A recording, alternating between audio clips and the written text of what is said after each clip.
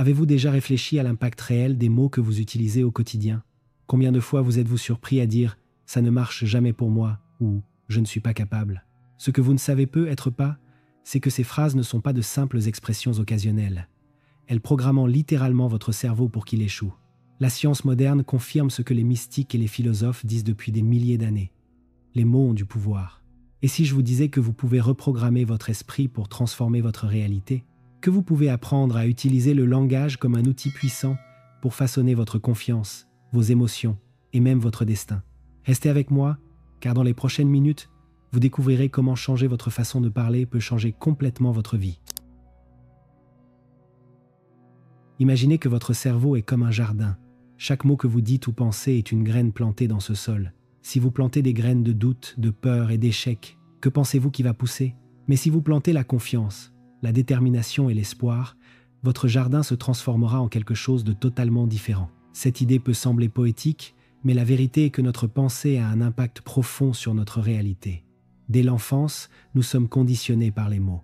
Ce que nous entendons de nos parents, de nos enseignants et de la société façonne notre identité. Si vous avez grandi en entendant que vous étiez capable et talentueux, vous avez probablement internalisé cette croyance. Mais si vous avez entendu des critiques constantes, il est possible que vous ayez développé un dialogue intérieur négatif. J'ai vécu cela moi-même. Pendant mon enfance, j'avais une passion pour le dessin. Je passais des heures à créer des mondes, des personnages, des histoires entières en gribouillis et en couleurs. Pour moi, c'était plus qu'un simple passe-temps. C'était une forme d'expression. Mais un jour à l'école, un professeur a regardé mon dessin et a dit « Ce n'est pas bon, tu n'as pas de talent pour ça ». Ce n'était pas une critique constructive, juste un verdict sec et définitif. À ce moment-là, une graine a été plantée dans mon jardin mental. Je ne suis pas assez bon. L'impact a été immédiat. J'ai arrêté de dessiner. Chaque fois que je prenais un crayon, la voix de ce professeur résonnait dans ma tête. Et cette graine négative a germé, se propageant à d'autres domaines. J'ai commencé à douter d'autres compétences, évitant les défis, craignant de me tromper. La peur de l'échec est devenue une ombre constante. Les neurosciences nous montrent que la répétition de mots crée des connexions neuronales qui renforcent nos croyances. Quand on dit « je ne suis pas bon à ça », on renforce un chemin neuronal qui rend cette croyance de plus en plus forte.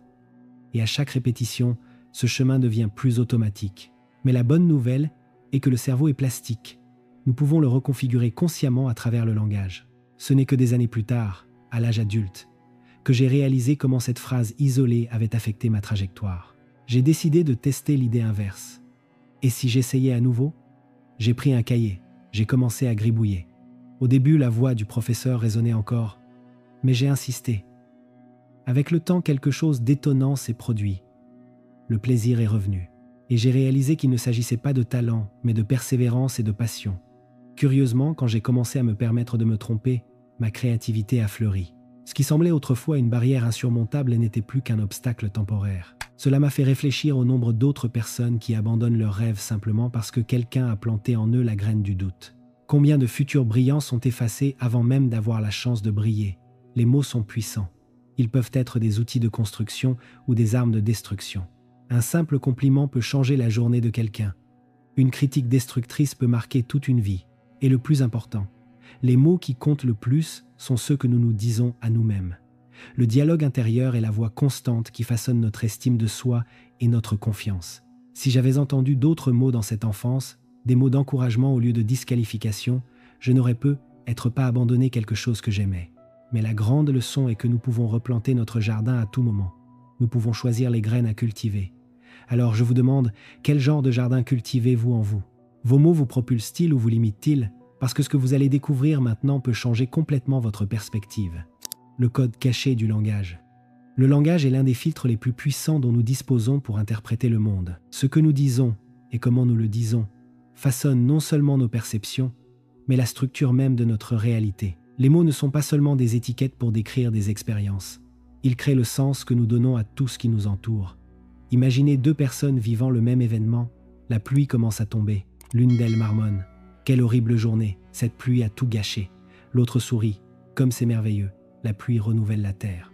L'événement objectif, la pluie, est identique pour les deux, mais leurs expériences émotionnelles sont radicalement opposées. Ce n'est pas une coïncidence, c'est l'effet direct des mots qu'ils ont choisis pour décrire la situation. Notre esprit organise la réalité par le biais du langage. Chaque mot porte en lui un univers d'associations, de souvenirs et d'émotions. Dire échec au lieu d'apprentissage, problème au lieu de défi, fin au lieu de nouveau commencement, peut sembler insignifiant, mais à long terme, ces choix sémantiques définissent le ton de notre récit personnel. Ils nous emprisonnent ou nous libèrent. La science confirme cette idée. Lera Boroditsky, l'une des plus renommées scientifiques cognitives, a démontré dans ses études que la langue que nous parlons influence la façon dont nous percevons le temps, l'espace et même les couleurs. Par exemple, certaines langues indigènes australiennes n'utilisent pas de termes comme gauche ou droite pour décrire les directions, mais plutôt les points cardinaux nord, sud, est et ouest. Cela signifie que, dès l'enfance, leur locuteur développe une perception spatiale extrêmement précise, ce qui serait presque impossible pour d'autres peuples. Dans une autre étude, il a été démontré que les locuteurs de différentes langues perçoivent le passage du temps différemment. Les personnes qui parlent grec ou espagnol, où le futur est décrit avec moins de distinction par rapport au présent, ont tendance à mieux planifier financièrement que les anglophones, où le futur est traité comme quelque chose de séparé et de distant. Cela suggère que la structure de notre langue façonne non seulement notre façon de penser, mais aussi notre façon d'agir. Maintenant, ramenez cette réflexion dans votre propre vie. Comment avez-vous décrit votre réalité? Comment parlez-vous de vos défis? Face à un obstacle, avez-vous tendance à le décrire comme un fardeau insupportable ou comme une opportunité de grandir? Que raconte votre récit intérieur sur vous? La façon dont nous nous parlons à nous-mêmes est encore plus puissante que la façon dont nous communiquons avec les autres. Quand nous nous étiquetons avec des mots limitants, « je ne suis pas assez bon »,« je me trompe toujours »,« ça ne marche jamais pour moi », nous construisons des murs invisibles autour de nous. Mais lorsque nous reformulons notre langage, nous élargissons nos possibilités. J'apprends, c'est un processus. Je n'ai pas encore réussi, mais j'y arrive.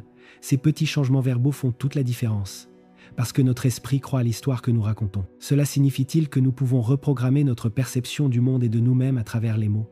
Absolument. Il ne s'agit pas de nier les difficultés ou de feindre un optimisme forcé, mais de choisir un langage qui nous renforce plutôt que de nous affaiblir. Cela signifie comprendre que chaque mot porte un poids, une direction, une intention. Et si nous commencions à parler différemment, si nous arrêtions de dire « je dois faire ça » et disions « je choisis de faire ça », si au lieu de « c'est impossible » nous disions « je n'ai pas encore trouvé la solution », si nous remplacions « je suis nul à ça » par « je m'améliore chaque jour », de petits changements dans le langage peuvent conduire à des transformations gigantesques dans la façon dont nous ressentons et vivons notre réalité. Après tout, les mots sont comme des graines. Certaines génèrent des arbres luxuriants de confiance et de possibilités, tandis que d'autres créent des mauvaises herbes de limitation et de peur. Qu'avez-vous planté dans votre esprit? Être-il temps de choisir vos mots avec plus d'intention? Parce qu'en fin de compte, ce que vous dites de votre vie définit ce que vous vivez. Et si votre histoire peut être racontée de plusieurs façons, pourquoi ne pas choisir la version qui vous donne le plus de pouvoir? Le pouvoir de l'autodéclaration. La théorie de l'auto-affirmation, développée par le psychologue Claude Steele, nous montre que notre identité n'est pas fixe. Au contraire, elle est constamment façonnée par les mots que nous choisissons de répéter sur nous-mêmes. Si vous dites tous les jours « je suis timide »,« je suis anxieux »,« je ne suis pas bon à ça », votre cerveau traite ces déclarations comme des vérités absolues et réorganise ses circuits pour que ces caractéristiques se solidifient encore plus. Vous devenez prisonnier des histoires que vous construisez sur vous-même. Mais si au lieu de cela, vous commenciez à reformuler votre histoire, et si vous remplaciez « je suis anxieux » par « j'apprends à gérer mon anxiété », ce petit changement peut sembler insignifiant, mais il représente une révolution intérieure. Les mots sont des commandes directes au cerveau, des instructions qui déterminent votre façon de réagir au monde. Et ce n'est pas seulement une belle idée, c'est un fait prouvé par la science. Des chercheurs de l'université Carnegie Mellon ont démontré que les personnes qui pratiquent l'auto-affirmation positive avant les défis sont plus performantes et gèrent mieux le stress. La raison? Lorsque nous renforçons mentalement notre capacité, nous activons des zones du cerveau liées à la résilience et à la maîtrise de soi. Notre système nerveux comprend que nous sommes plus qu'un ensemble fixe de traits et de limites, nous permettant d'agir avec plus de confiance et de créativité. Les neurosciences renforcent également cette idée. Des études sur la neuroplasticité montrent que le cerveau a une capacité extraordinaire à se reconfigurer en fonction de ce que nous vivons et croyons. Si vous répétez que vous êtes incapable, votre cerveau renforce les connexions neuronales qui soutiennent cette croyance. Mais si vous commencez à vous voir comme quelqu'un en évolution, de nouvelles connexions se forment, permettant à des compétences dormantes de s'épanouir. Et voici la grande question. Quels mots avez-vous utilisés pour vous définir? Souvent, nous adoptons des étiquettes que nous ne choisissons pas consciemment, mais qui nous ont été imposées par des expériences passées, par l'environnement dans lequel nous avons grandi ou par des comparaisons injustes avec les autres. Nous devenons des personnages d'une histoire que nous n'avons jamais vraiment écrite. Réécrire cette histoire demande de l'attention et de la pratique. La prochaine fois que vous remarquerez une pensée limitante, essayez de la reformuler. Si votre esprit dit « je ne peux jamais parler en public », répondez « je développe mes compétences pour parler en public ». Si l'idée « je suis désorganisé » surgit, transformez-la en « j'apprends à mieux structurer ma routine ». Cela semble simple, mais chaque reformulation est une brique supplémentaire dans la construction d'une nouvelle identité. Ce processus ne se fait pas du jour au lendemain, mais de petits changements peuvent conduire à de profondes transformations. Imaginez si, au cours des prochains mois, vous remplaciez chaque pensée limitante par une affirmation de croissance. À quoi ressemblerait votre vie dans un an? Que seriez-vous capable d'accomplir si vous cessiez de vous définir par vos limites et commenciez à vous voir comme quelqu'un en constante évolution? En fin de compte, la question essentielle est: quel genre de jardin cultivez-vous dans votre esprit?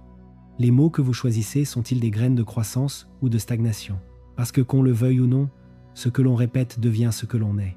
Et peut être que la seule chose qui se trouve entre vous et la vie que vous désirez est la façon dont vous décidez de parler de vous-même.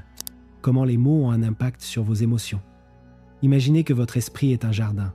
Chaque mot que vous utilisez ou entendez est une graine. Certains mots sont comme des mauvaises herbes, petites, presque imperceptibles au début, mais elles se propagent rapidement, étouffant ce qui est beau. D'autres sont comme des fleurs vibrantes, qui apportent couleur, énergie et vie. Je vais vous raconter une petite histoire qui illustre cela. Là, haut dans les montagnes, il y avait un petit village appelé Valflore. Au cœur de ce village vivait un jeune jardinier nommé Elias. Depuis son enfance, Elias rêvait de cultiver le plus beau jardin qui ait jamais existé, un endroit où les fleurs chantaient au vent et les arbres chuchotaient d'anciennes histoires. Mais Elias avait un problème. Sans s'en rendre compte, il se répétait sans cesse « Je ne serai jamais un bon jardinier. Mes plantes meurent toujours. Je n'en suis pas capable. » Ces mots, comme des graines invisibles, tombaient sur son jardin mental. Et ainsi, chaque fois qu'il essayait de planter quelque chose, les fleurs se fanaient, les fruits ne mûrissaient pas et les mauvaises herbes envahissaient le sol. Un jour, une vieille femme sage nommée Aurora passa devant son jardin et observa ses efforts. Après un long silence, elle dit « Le sol écoute ce que tu dis, Elias, et il te croit. » Elias fronça les sourcils. « Mais ce n'est qu'une façon de parler. Les mots ne changent rien. » Aurora sourit et prend 2 graines identiques. Elle en plante une près du lac, où la terre est fertile, et l'autre dans un coin sombre, où seules des mauvaises herbes poussent. Puis elle murmure quelque chose à chaque graine et se tourne vers Elias. « Reviens demain et vois la différence. » Curieux, Elias revient le lendemain. À son grand étonnement, la graine plantée dans le sol fertile a déjà germé, forte et vibrante. Mais l'autre semble fragile, presque étouffée par les mauvaises herbes. « Qu'avez-vous dit à chacune d'elles » demande-t-il. Aurora répond. « À la première, j'ai dit « Tu grandiras forte et belle, nourrie par la lumière. » À la seconde, j'ai murmuré « Tu ne réussiras peu, être pas, ce sol est difficile. » Elias reste silencieux. Il comprend. Ce soir-là, assis devant son jardin, il commence à parler différemment. « Je suis un jardinier qui apprend. Chaque jour, mes plantes deviennent plus belles. Mon jardin fleurira. » Et ainsi, comme par magie, les fleurs commencent à pousser. Tout le village vient visiter le jardin d'Elias, qui devient l'un des plus beaux jamais vus. Mais le plus grand secret ne résidait ni dans le sol, ni dans l'eau, ni dans le soleil, il résidait dans les mots qu'il choisissait de planter. Et maintenant, je vous demande, quels mots avez-vous plantés dans votre propre jardin? Des études montrent que les mots négatifs augmentent les niveaux de cortisol, l'hormone du stress. Un simple « je ne peux pas » ou « c'est trop dur » suffit à mettre votre cerveau en état d'alerte, comme s'il se préparait à un réel danger. Et l'esprit, toujours avide de schémas, se met à chercher des preuves pour renforcer cette idée. Le résultat? Une prophétie auto-réalisatrice où la négativité s'étend et limite votre propre performance. D'un autre côté, les mots positifs ont un effet complètement différent. Lorsque vous dites « je suis capable, j'apprends vite » ou « c'est un défi intéressant », votre cerveau libère de la dopamine et de la sérotonine, des neurotransmetteurs associés au plaisir, au bien, être et à la motivation. Ce n'est pas seulement un optimisme naïf, c'est de la neuroscience appliquée. Et les meilleurs entraîneurs sportifs du monde le savent. Un athlète qui entend « ne ratez pas » concentre son attention sur l'erreur. Son cerveau ignore la négation et se concentre uniquement sur l'idée centrale de la phrase « échouer ». Mais si l'entraîneur dit « mettez le ballon dans le coin droit », l'esprit du joueur reçoit une instruction claire et précise et le corps répond avec précision. Petit changement de mots, grande différence de performance. Cette logique ne s'applique pas seulement au sport. Pensez aux dialogues internes que vous avez avec vous-même. Comment vous traitez-vous lorsque vous faites une erreur? Comment définissez-vous vos propres compétences? Lorsque nous parlons mal de nous-mêmes, nous renforçons les récits destructeurs qui façonnent notre comportement. Mais lorsque nous choisissons des mots qui stimulent la confiance et la croissance, nous transformons notre identité. Et ce changement peut commencer maintenant. Faites un simple test.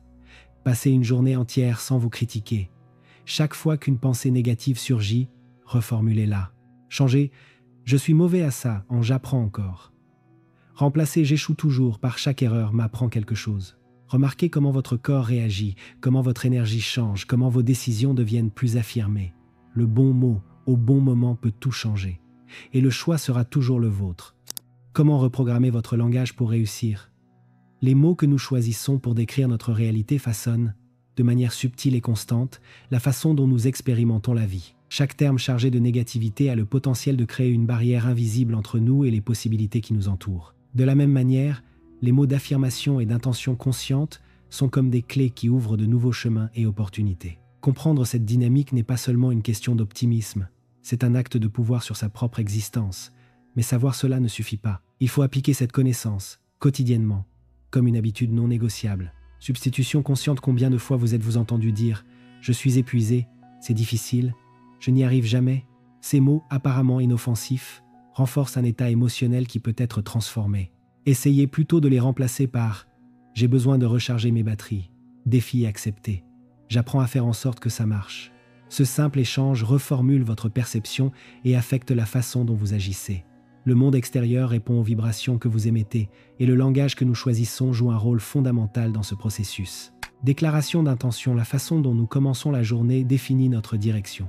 Au réveil, avant même de regarder votre téléphone portable ou de vous perdre dans vos soucis, prenez un moment pour dire à haute voix 3 phrases qui reflètent la réalité que vous souhaitez créer. Elles peuvent être simples comme « Aujourd'hui, je suis productif et calme, la vie me donne des opportunités » ou « Je suis ouvert au meilleur que la journée a à offrir ».